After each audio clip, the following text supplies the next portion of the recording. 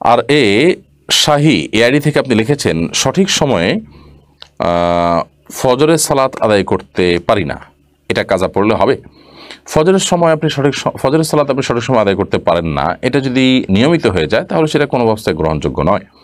আপনার যদি কোনো জব, কোনো পরিবেশ, কোনো পরিস্থিতির কারণে এরকম হয় তাহলে সেক্ষেত্রে সেই জব, সেই পরিবেশ, সেই পরিস্থিতি সেখান থেকে আপনাকে সরে আসতে হবে। আর যদি সেরকম কিছু না হয় তাহলে সেক্ষেত্রে আপনার যেটা করতে হবে সেটা হলো যে অলসতার কারণে এরকম হলে আপনি অ্যালার্ম দিয়ে শোবেন, যথেষ্ট আগে আগে ঘুমাবেন এবং যাতে করে আপনার সালাত নষ্ট না হয় তার জন্য প্রয়োজনীয় সব ব্যবস্থা গ্রহণ করবেন। আপনি প্রয়োজনে অ্যালার্মের ব্যবস্থা করে রাখবেন। যারা সালাত আদায় করেন সে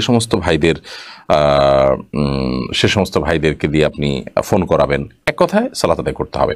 অনেক মানুষ এরকম আছেন যে ফজর নামাজ সকাল 7টা বা 8টায় উঠে নিয়মিত তারা আদায় করেন। এটা খুবই গর্হিত, খুবই জঘন্য, কোনো অবস্থাতে গ্রহণযোগ্য নয় যে আপনি 7টা-8টা বাজে উঠে ফজর নামাজ পড়বেন বা সূর্য ওঠার পরে সালাত আদায় করবে, এটা গ্রহণযোগ্য নয়। হ্যাঁ, কখনো এরকম কারাবদরে হয়ে যেতে পারে যে অ্যালার্ম দিয়েছি বা দিতে ভুলে গেছি, কোনো কারণে মিস হয়ে গেছে, তো এরকম হতে পারে, কিন্তু নিয়মিত হওয়া বা প্রায় হওয়া কোনোভাবে গ্রহণযোগ্য নয়। এবং যদি কখনো মিস হয়ে যায় তাহলে সেক্ষেত্রে যখন আপনি উঠবেন তখন সালাত আদায় করবেন, কারণ হাদিসে বর্ণিত হয়েছে মান্না মান সালাতিনা ওয়া নাসিহা ফালিউসাল্লিহা ইযা যাকারাহা ফাইন্না যালিকা ওয়াক্তুহা। যদি কেউ সালাত আদায় করতে ভুলে যায় অথবা ঘুমের কারণে সালাত মিস হয়ে যায় তাহলে সে যখন ঘুম থেকে উঠবে তখন সালাত আদায় করবে, এটাই তার সালাতের সময়। ফয়সাল আহমেদ আপনি লিখেছেন ব্যাংক থেকে লোন নিয়ে বাড়ি করা জায়েজ হবে কিনা? ব্যাংক থেকে লোন নিয়ে যদি বাড়ি করেন তাহলে সেক্ষেত্রে সুদি লোন নিয়ে বাড়ি করলে সেটি অবশ্যই হারাম হবে। মানুষের বেঁচে থাকার জন্য মাথা গোজাবার একটা ঠাঁই থাকার দরকার আছে, কিন্তু হারাম উপার্জন করে কিংবা সুদভিত্তিক লোন নিয়ে বাড়ি করার কোনো প্রয়োজন নেই। একজন ইমানদার সুদকে সর্বতভাবে বর্জন করার চেষ্টা করবেন, সেটি যদি না করেন তাহলে তিনি গুনাহগার হবেন। অতএব শুধু লোন নিয়ে বাড়ি করা জায়েজ নয়। আপনি যদি শরিয়া ভিত্তিক লোন নিতে পারেন তাহলে তার পদ্ধতিটা এমন হতে পারে যে যিনি আপনাকে লোন দিয়েছেন তিনি আল্লাহর জন্য দিয়েছেন, সাধারণত ব্যক্তি পর্যায়ে এটা হতে পারে, অথবা যিনি লোন দিয়েছেন বা যে প্রতিষ্ঠান লোন দিয়েছে তারা আপনাকে বাণিজ্যিকভাবে লাভবান হওয়ার জন্য লোন দিয়েছেন, তাহলে সেক্ষেত্রে তারা আপনাকে আপনার নির্মাণ সামগ্রী কিনে দিবেন, কিনে আপনার কাছে হস্তান্তর করবেন এবং সেক্ষেত্রে তারা অতিরিক্ত দাম ধরবেন, কিনে অতিরিক্ত দাম ধরে আপনার কাছে সেল করবেন এবং সেটা আপনি কিস্তিতে পরিশোধ করবেন। এভাবে জায়েজ হতে পারে, বাট নর্মালি এই প্র্যাকটিসটা ইসলামী ব্যাংকগুলো পর্যন্ত সঠিকভাবে করে না। যদি সঠিকভাবে করতে চায় বা করে তার ইনশাআল্লাহ সেভাবে আপনি লোন নিয়ে বাড়ি করতে পারেন। সিরাজা মুনিরা এর থেকে আপনি লিখেছেন আমার বাচ্চা ইউটিউবে ছোট ছোট বাচ্চাদের দেখে, অনেক সময় দেখা যায় কিছু বাচ্চা বেশ স্বাস্থ্যবান, আমি তখন মাশাআল্লাহ বলি যাতে নজর না লাগে। দেখা যায় অনেক বাচ্চা অন্য ধর্মের, এখানে মাশাআল্লাহ বলার হুকুম কি? কোনো অসুবিধা নেই। অন্য ধর্মের কোনো মানুষের বাচ্চা বা তাদের ভালো কিছু দেখে মাশাআল্লাহ বলতে কোনো সমস্যা নেই। মাশাআল্লাহ মানে আল্লাহ যা চেয়েছেন। অন্য ধর্মের কোনো বাচ্চা সুন্দর হয়েছে, ফুটফুটে হয়েছে, সেটাও আল্লাহ চেয়েছেন তাই সুন্দর হয়েছে, অতএব সেখানে কোনো অসুবিধা নেই। এই মাশাআল্লাহ আল্লাহর যে কোনো সৃষ্টি দেখে অভিভূত হয়ে আপনি বলতে পারেন, সেটা মুসলিম হোক সেটা অমুসলিম হোক সকলের জন্যই এর অর্থটা প্রযোজ্য হয়, খাটে, এবং এখানে মন্দ কোনো কিছু নেই। অতএব আপনি দ্বিধায় সেখানে মাশাআল্লাহ বলতে পারেন। আর এটা ঠিক যে কারোর বাচ্চা বা ভালো কোনো কিছু দেখার পর মাশাআল্লাহ তাবারাকাল্লাহ বা মাশাআল্লাহ বলা উচিত, তাহলে সেক্ষেত্রে আর বদনজর লাগার সম্ভাবনা থাকে না বাচ্চাদের উপরে। এবং এই জাতীয় বদনজরগুলো আমাদের বাচ্চাদেরকে অনেকভাবে ক্ষতিগ্রস্ত করে, যেটা আমরা লক্ষ্য করতে পারি না, ভেতর থেকে অনেক সময় ধ্বংসের দ্বার প্রান্তে নিয়ে যায়। ওমর ফারুক সজীব আপনি লিখেছেন আমি জাপানে থাকি, আজান শুনতে পাই না, তবে 5 ওয়াক্ত সালাত আদায় করি, কিন্তু জোহর ও আসরে শুধু ফরজ নামাজ পড়ি, এতে কি নামাজ কবুল হবে? দেখুন, আজান শুনতে পাচ্ছেন না এটা সমস্যার কিছু নয়। 5 ওয়াক্ত সালাত আপনাকে আদায় করতে হবে এবং আশেপাশে কোনো মুসলিম থাকলে তাদেরকে নিয়ে জামাতের সাথে সালাত আদায় করবেন। জোহর এবং আসরে শুধু ফরজ পড়েন, কিন্তু তার আগে পরে প্রয়োজনে 2-4 ঘন্টা আগে পরে, 1-2 ঘন্টা আগে পরে ওয়াক্তের মধ্যে থেকে আপনি সুন্নত নামাজটা পড়ে ফেলার চেষ্টা করবেন।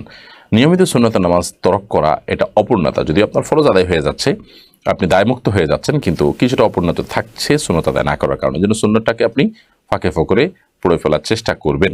মাঝে মধ্যে পড়তে পারছেন না সেটা ভিন্ন বিষয়। নিয়মিত যদি এরকম সুন্নত আপনি তরক করেন তাহলে সেক্ষেত্রে সালাতের মধ্যে একটু অপূর্ণতা থাকলো, বাট ফরজটা আপনার ঠিকই আদায় হয়ে যাবে।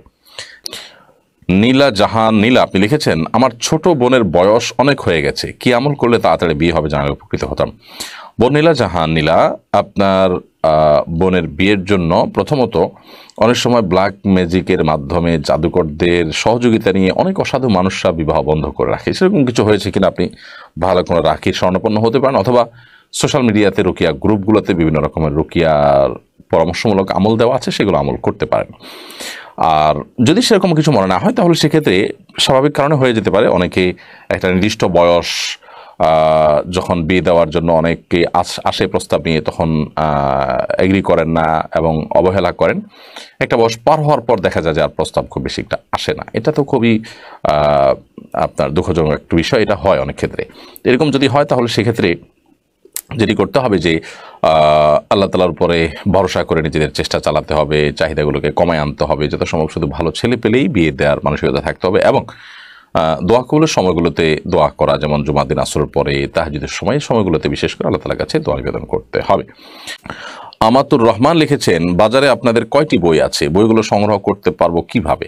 এবারে কি রমাদান প্ল্যানার আসবে? বইটা রমাদানে ইবাদত করতে সহায়ক ভূমিকা পালন করে। ধন্যবাদ বোন আমাতুর রহমান। রমাদান প্ল্যানার এবারও আসছে ইনশাআল্লাহ নতুন কলেবরে, এবং সেখানে কিছুটা পরিবর্তন থাকছে, নতুন কিছু সংযোজন থাকছে। আশা করছি সেটা এবারও আমাদের ইবাদতের প্ল্যান পরিকল্পনা করতে আমাদেরকে সাহায্য করবে, সহযোগিতা করবে। সেই সাথে আমাদের বই আছে আসন্ন ফাউন্ডেশন থেকে যে প্রকাশ করেছি আমরা কয়েকটি, তার মধ্যে একটা হলো রাসূলুল্লাহ সাল্লাল্লাহু আলাইহি ওয়াসাল্লামের সকাল সন্ধ্যার দোয়া ও জিকির, আর ৫ ওয়াক্ত সালাত পরবর্তী দোয়ার একটা পকেট কার্ড আছে শুধু। আর ওমরা প্রসঙ্গে ছোট্ট একটা ছোটি বই আছে, কিভাবে ওমরা করবেন, এই বইটা আমাদের প্রকাশিত। এবং সেই সাথে হজের একটা লিফলেট আমরা প্রকাশ করেছি, এক নজরে হজ, আর রমাদান প্ল্যানার আছে। সেই সাথে এবার রমাদানকে সামনে রেখে আমরা একটা বইয়ের কাজ সম্পন্ন করার পথে আল্লাহর অনুগ্রহে, সেটি হলো প্রতিদিন তারাবিতে আমরা যে তেলাওয়াত শুনে থাকি, সেই তেলাওয়াতের সার সংক্ষেপটাকে আমরা ২-৩ পৃষ্ঠার মধ্যে নিবেদন করে একটা বই শেষ করছি। আশা করছি যে রমাদানে কোরআনের সাথে আমাদের সময় কাটানোটা সহজ হবে, কোরআনের মর্মগুলো আমরা উপলব্ধি করতে পারবো বইয়ের মাধ্যমে। সেই বইটি আশা করছি আগামী ১৫ দিনের মধ্যে আমরা বাজারে দিতে পারবো। দোয়া করবেন আপনারা সকলে। আর এই বইগুলো পাওয়ার জন্য রকমারি, ওয়াফি লাইফ, নাফিউন, এরকম যে সমস্ত অনলাইন বুকশপ আছে, সেই বুকশপগুলোতে আপনি অর্ডার করলে পেয়ে যাবেন। আসন্না ফাউন্ডেশনের যে অফিসিয়াল নাম্বার আছে, সেখানে অফিস টাইমে ফোন করলে তারাও আপনাকে এই বিষয়ে তথ্য প্রদানে সাহায্য করবে। ফাউন্ডেশনে সরাসরি সংগ্রহ করে যেও আপনি সংগ্রহ করতে পারবেন। কামরুল জামাল আপনি লিখেছেন, আমি আসাম থেকে বলছি, দাড়ি কাটা ইমামের পেছনে নামাজ হবে কিনা? আশা করি উত্তরটা দিবেন।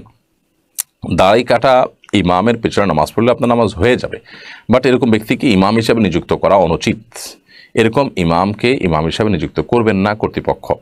যার দাড়ি কাটা আছে, দাড়ি ছাঁচা আছে, দাড়ি ছোট, সুন্নাহ সম্মত দাড়ি তিনি রাখেন না, এরকম ইমামকে ইমাম হিসাবে নিযুক্ত করা কর্তৃপক্ষের দায়িত্ব অবহেলার শামিল। যদি নিযুক্ত করে ফেলে, আপনার বিকল্প কোনো জামাতে শামিল হওয়ার সুযোগ না থাকে, তাহলে এই ব্যক্তির পিছনে নামাজ পড়লে আপনার নামাজ আদায় হয়ে যাবে। ওলামায়ে কেরাম ফাসেক বা যে ইমাম গুনাহ করে সেটা প্রকাশ্যে যার গুনাহটা একেবারে থাকে, সেরকম ইমামের পিছনে সালাত আদায় করাটাকে মাকরুহ বলেছেন, বাট নামাজ হয়ে যাবে।